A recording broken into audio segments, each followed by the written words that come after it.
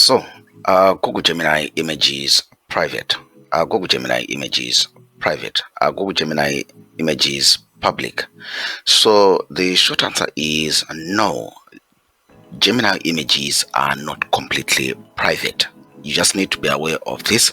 Gemini images are not completely private because image generation is part of your regular Gemini chart history. It falls under Google's standard data privacy policy.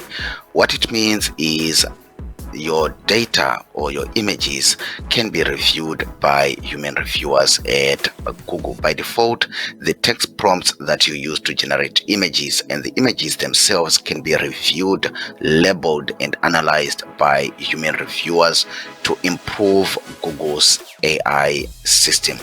Once a chart is reviewed, it is disconnected from your Google account but can be stored for up to 3 years.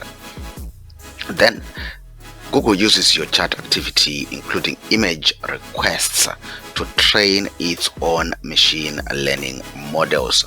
So how can you make your Gemini images private?